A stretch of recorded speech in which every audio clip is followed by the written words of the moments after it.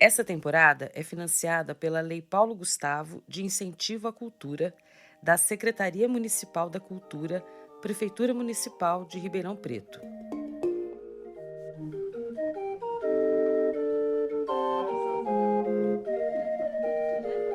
Em 2008, a taxa de casamentos no Brasil foi de 6,7 por mil habitantes. Casei em 2008, né?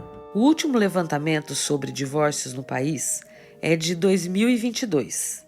Naquele ano, aconteceu um casamento para cada 2,3 divórcios. Então resolvi pedir a separação. Em 2023, o IBGE divulgou que existiam no país 63 milhões de pessoas casadas e 81 milhões de solteiros. No mesmo ano, mais de 20% dos casamentos foram entre pessoas que já tinham sido casadas. Nós conhecemos dentro de um supermercado. Não existe uma estatística para isso. Então, aí na fila ele já perguntou para mim meu nome. Aí eu falei e perguntou se eu podia dar meu WhatsApp para ele. Você quer saber? Já vou falar logo a verdade para ele que eu sou uma mulher trans, já para ele sumir. Porque assim ele não vai ficar pondo coisa na minha cabeça e não vai me deixar confusa. Bom, eu sou Camila Castro, né? Eu sou uma mulher trans. É a história da Ribeirão Preto da Camila que eu vou te contar neste episódio.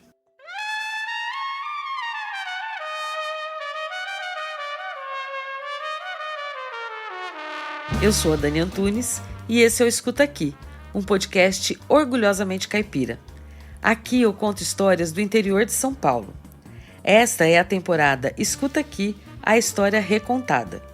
Em cada episódio, eu recorto uma parte da história de Ribeirão Preto e reconto por meio da vida de uma mulher. Neste episódio, você vai saber como a Camila, filha de uma técnica de enfermagem e de um caminhoneiro, se descobriu mulher. Escuta aqui essa história. Para gravar esse episódio, eu me encontrei 2 vezes com a Camila. Eu sou casada há 15 anos. Essa foi a primeira. Eu não gosto muito de zona de conforto, né? Então resolvi pedir a separação. E essa, a segunda. Até porque eu acho que ele precisava de uma mulher que fosse mais atenção, mais dona de casa, mais ligada, porque ele merece isso, ele é um cara fantástico. Esse casamento durou 17 anos e seguiu todos os protocolos. Eu acho que o sonho de casar, de mulher, de noiva, já aconteceu. Ela entrou vestida de noiva, teve altar, com música, convidados. Foi uma cerimônia muito bonita, de família, amigos, queridos. Casei num religioso da época, né, que era... Eles falavam que era um celebrante, né, que ele dava uma bênção ali, porque eu não tinha uma religião pré-definida, nem o meu marido. Então ficou uma coisa muito sutil, uma cerimônia sutil, né? Mas assim, casar, vestida de noiva, não foi a conquista mais importante daquele relacionamento. Para mim, o fato de eu ter uma pessoa que me assumisse, que estivesse do meu lado, que crescesse junto comigo, já estava suficiente. Essa questão de casar num religioso, de casar num cartório, foram consequências que vinham realmente por conta do relacionamento. Mas eu nunca tive essa vontade, essa ilusão. Mas a sua maior glória, para usar uma expressão da própria Camila, foi o fato dela ter uma nova certidão de nascimento. Quando eu coloquei o nome de Camila, eu tinha 18 anos. Da época, eu conseguia fazer aquele nome ainda... Não existia o processo ainda. Mas a gente conseguia uma liminar por escritura pública. Ela conseguiu primeiro ter um nome social. Mas ainda me incomodava, porque eu falava assim, não, mas ainda tem aquele nome ali embaixo. Porque tinha pessoas que ainda liam o nome realmente, mas tinha muitos que faziam questão de olhar o nome antigo. Sabe, aquelas pessoas que tinham aquele preconceito fixado dentro delas, não adianta.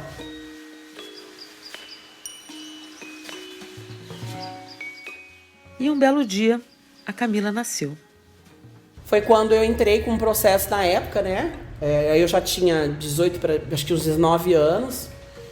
E eu dei entrada nesse processo, fiquei aí brigando na justiça para realmente ter um nome em definitivo. Um belo dia, eu recebi uma notificação do cartório pedindo para eu ir levar uns documentos, porque realmente eu ia mudar o nome. Na certidão de nascimento? Mudei tudo. Eu não mudei nada como social, eu mudei a certidão de... Eu nunca esqueço um dia ainda, quando eu brinquei com o tabelião, que ele olhou para mim e falou assim, você sabe que aquela certidão morreu, né? Aquele Diego não existe mais. E o Diego morreu. Até o meu sexo mudou, né? Veio o gênero feminino, tudo certinho. Então aquilo ali para mim, diante de todas as glórias que eu já tinha conseguido na minha vida, foi a maior de todas elas.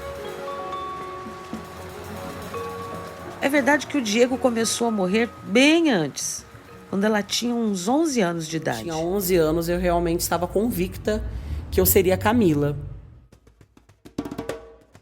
Só que, para um ser humano existir de uma forma na família, se perceber diferente e conseguir renascer, não é tão simples quanto contar isso num podcast.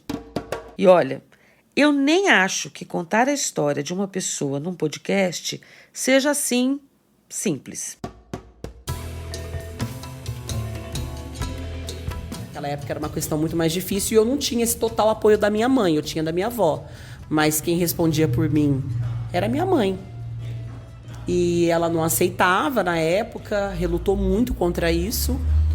A mãe é técnica de enfermagem e o pai caminhoneiro. Procurar o meu pai. Meu pai, ele é hoje aposentado, mas ele é um caminhoneiro, né? Ele foi caminhoneiro durante muitos anos. E na época eu resolvi, então, como ele morava em outra cidade, em Araras, eu decidi pegar todas as minhas coisas, coloquei numa mochila e fui até ele. Eu falei, porque se ela não me ajuda aqui, eu vou pedir auxílio a ele para que ele possa me ajudar, porque eu quero ser Camila.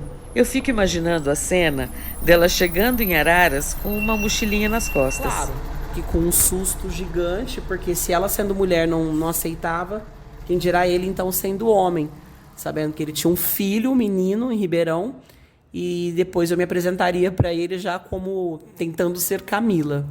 Ela ainda não era a Camila que ela é hoje. Uma mulher alta, de pele morena, cabelos lisos, longos, muito bem cuidados, pele lisa, boca e olhos grandes, sobrancelhas muito bem definidas, unhas grandes e sempre impecáveis. Não, ainda não cheguei como Camila, mas com os trejeitos de Camila do que quando fazia uns 3 anos que ele não me via. E já cheguei com os trejeitos de Camila, que para ele foi, né? E já olhar para ele e dizer que eu queria ser Camila, eu sabia que o impacto dele ia ser muito grande. Já fazia algum tempo que a Camila estava ali, pulando para fora daquele corpo que ela já não reconhecia como seu.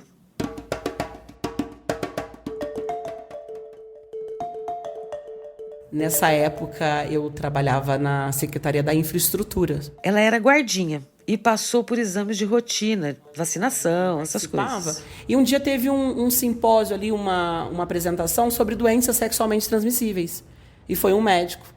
E ele falou muito sobre isso. E o que me questionou, por conta que hoje é uma situação muito mais bem resolvida, depois que foi liberado aí, que os homossexuais podem fazer doação de sangue. Mas o que me impactou quando eu olhei e quis fazer essa pergunta para ele sobre o que eu realmente era, foi quando ele foi muito incisivo em dizer que os homossexuais não poderiam fazer doação de sangue por conta das suas relações entre eles. Eu falava, mas eu não quero ter esse tipo de relação, não é assim que eu quero.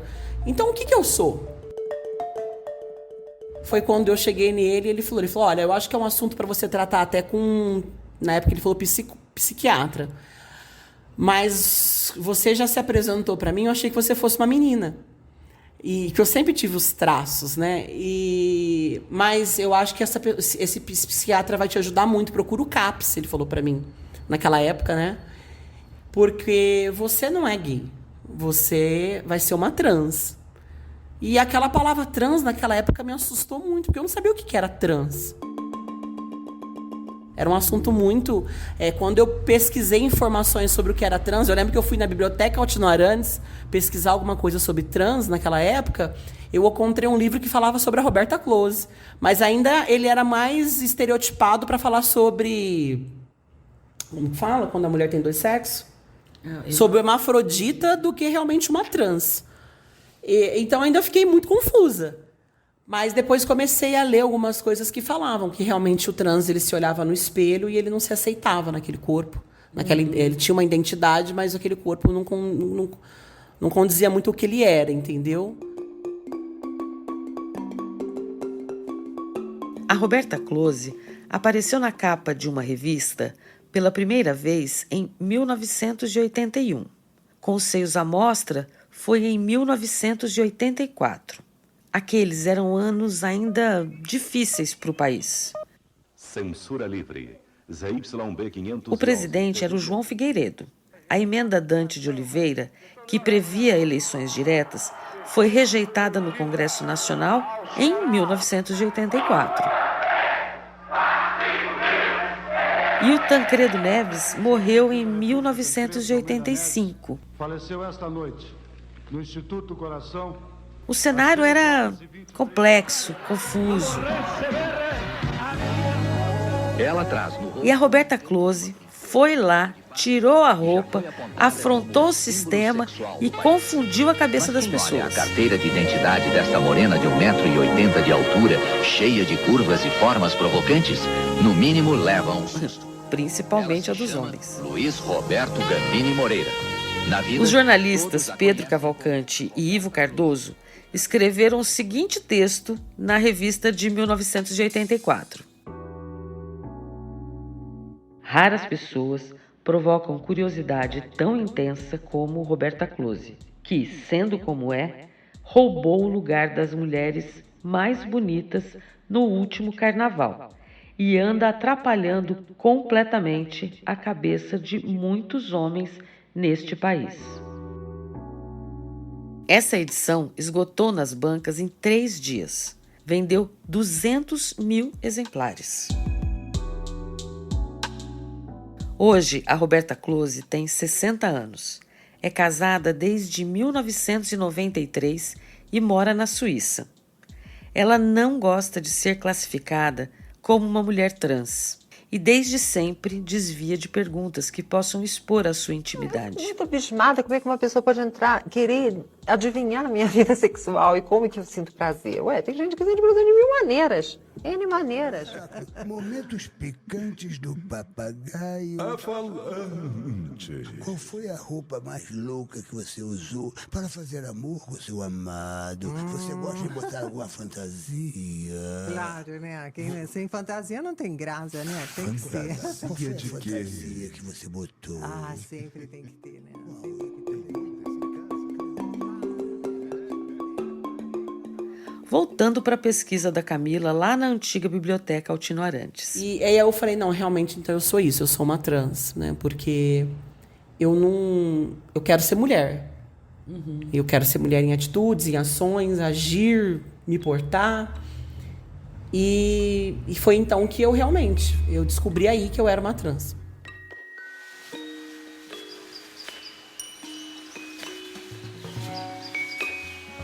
A Camila tem 37 anos.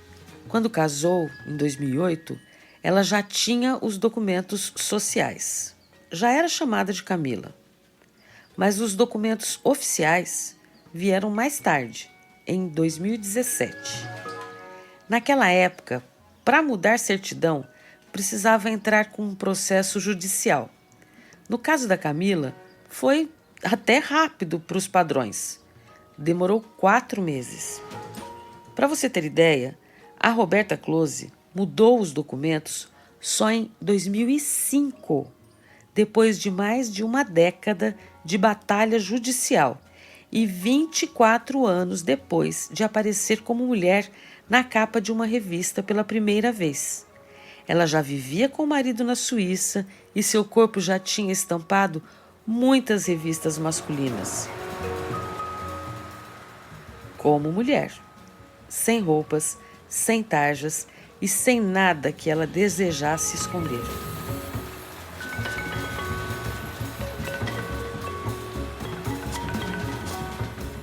Com o pai, a Camila enfrentou o susto e o estranhamento.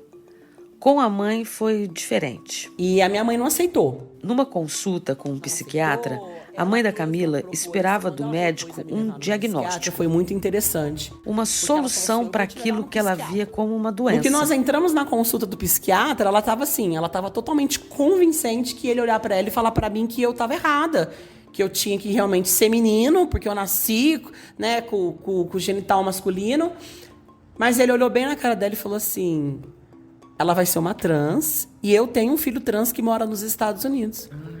A minha mãe ficou doida. A minha mãe saudável olhou para ele e falou assim: eu vim aqui pro senhor me ajudar e o senhor me jogou mais no buraco.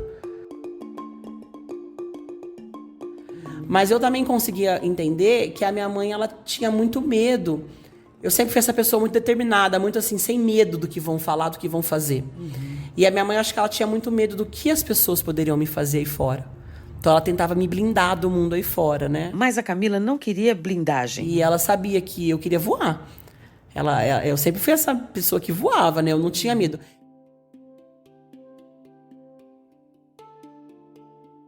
O contraponto veio da avó. Que é a mulher que eu mais tenho como inspiração nessa vida. Uma faxineira que trabalhou, que saiu de Minas Gerais, viúva aos 21 anos, chegou em Ribeirão Preto, né? Sem eira nem beira.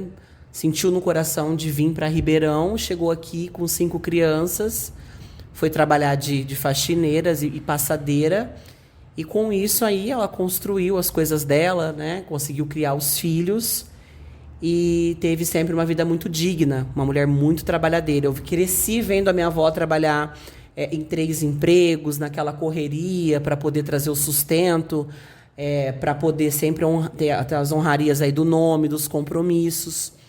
E isso me inspirou muito a ser, né, Camila. Meu grande amor, Gasparina Cândida de Castro. A reação da avó ao nascimento da Camila foi, como ela diz, o mais interessante. Falei: vó, eu tenho uma coisa para te contar. Ela falou assim: eu já sei o que você vai me falar. Aí aquilo eu já assustei, né? Eu falei: vó, eu não quero ser Diego, eu quero... Ela falou: eu já sabia.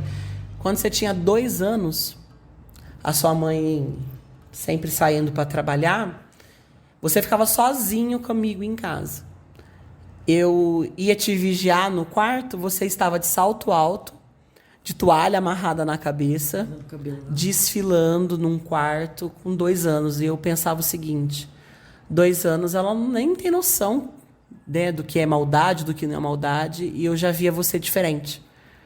Então, para você ver, uma senhora da idade dela, né, veio do interior, de uma cabeça tão fechada, né, deles que trazem aí tantas coisas aí dos ancestrais dela de privação, de preconceito, que é um assunto novo para ela, mas ela tão aberta para esse assunto, né, teve uma aceitação tão maior, me acolheu, porque eu acredito que a minha avó sempre fez isso, ela olhou mais com amor. Né, ela não olhou com os olhos daí como a minha mãe olhou, do que as pessoas iam pensar, falar. Não, minha avó me olhou Camila. Né, ela sempre soube. Eu acho que ela sempre se preocupou assim com o que eu ia ser. Eu digo informação de caráter, essas coisas, não realmente com a condição ali de ser uma trans.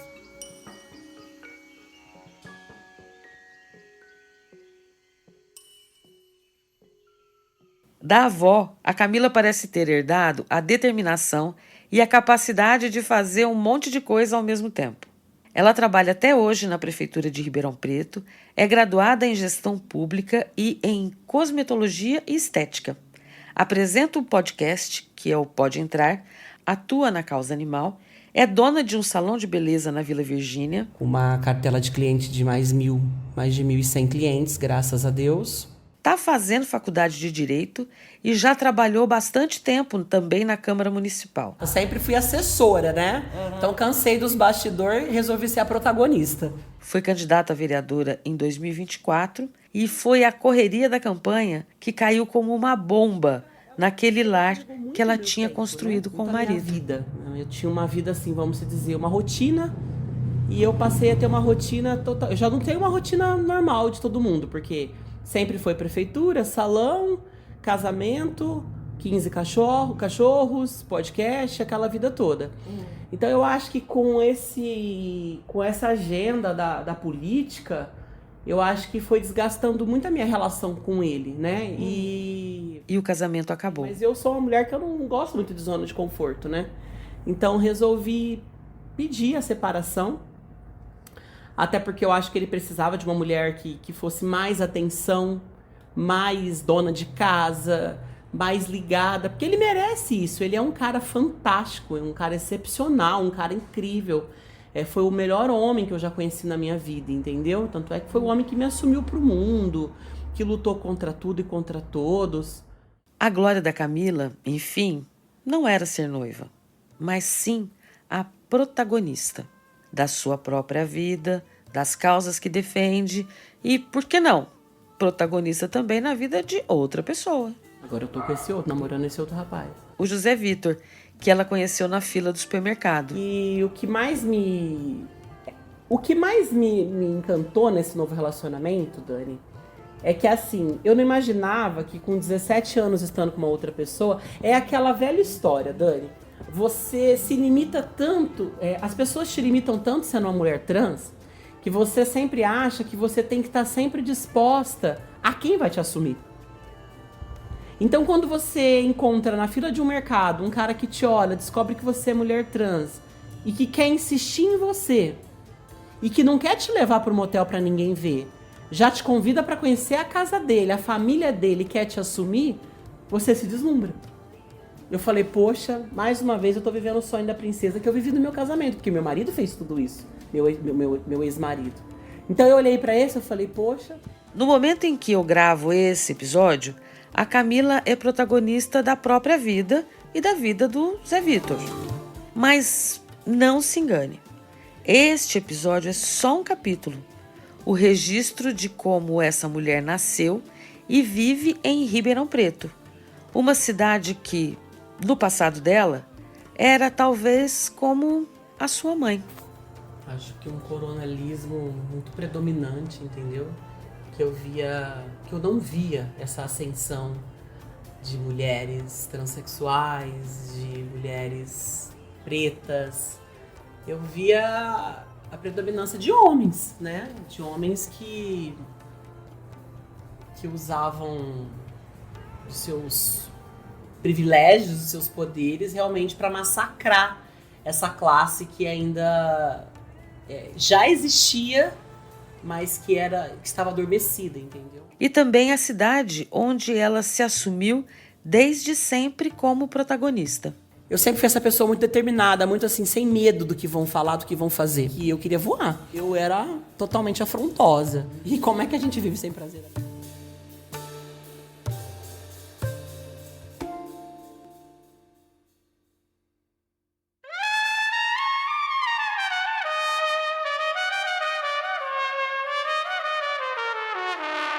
Este é o Escuta Aqui, um podcast orgulhosamente caipira. Aqui eu conto histórias do interior de São Paulo. Este episódio faz parte da temporada A História Recontada, financiada pela Lei Paulo Gustavo de Incentivo à Cultura da Secretaria Municipal da Cultura, Prefeitura Municipal de Ribeirão Preto. Visita lá o site escutaquipode.com.br. Tem todos os episódios de todas as temporadas. E segue nas redes sociais no @escutaquipode. Neste episódio, eu usei informações do artigo O Fenômeno Roberta Close ou O Corpo Trans, Travesti Transsexual na Era Farmacopornográfica, do historiador Elias Ferreira Veras. Eu também usei trechos do podcast Papagaio Falante, de 2024, e da entrevista da Roberta Close para Marília Gabriela, que é de 1998 e viralizou dia desses nas redes sociais. E sabe o que você pode fazer para apoiar esse projeto? Seguir no aplicativo onde você está ouvindo, vai lá e avalia, comenta com a sua turma, compartilha no WhatsApp, Instagram, deixa um comentário no Spotify. É tudo isso que faz uma podcaster feliz. A trilha dos episódios dessa temporada é do músico Fábio Bergamini, do Rubinho Antunes e do grupo Pod Café. Os sons são do Free Sound, da biblioteca de áudios do YouTube e do Fábio Bergamini. Esse episódio foi gravado no estúdio Nova Nave.